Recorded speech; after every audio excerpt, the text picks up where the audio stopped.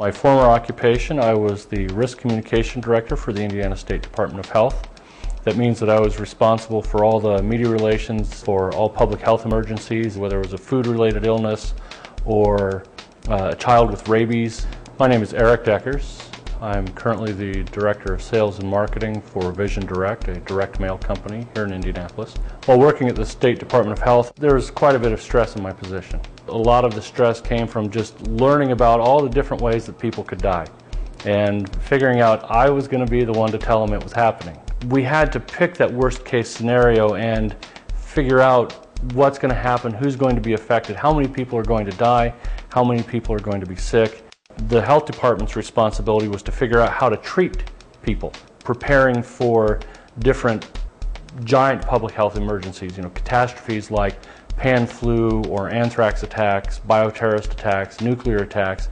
If there was an anthrax attack and we had to mobilize a point of dispensing to give out medication, our job was to figure out how to get the most number of people through there quickly, and my job was to figure out how to get everybody there without causing panic and riots and working with the media in order to help them get the message out.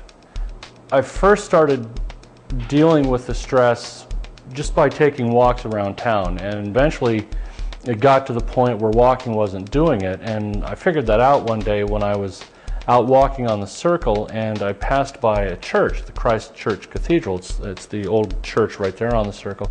I walked in and I just sat down at the back of the sanctuary and just decided to pray, and I prayed to God, would you please lift these fears off of my shoulders and take them away from me. And I'd like to say that it solved the problem forever, but it didn't, and reinforced to me that this was a thing that I needed to do every day. God wants to hear from us every day, and prayer is the way to do it. It's our daily conversation with God. Even if it's just a 5-second thought or hope thrown up to Him while you're driving in the car, that's still prayer.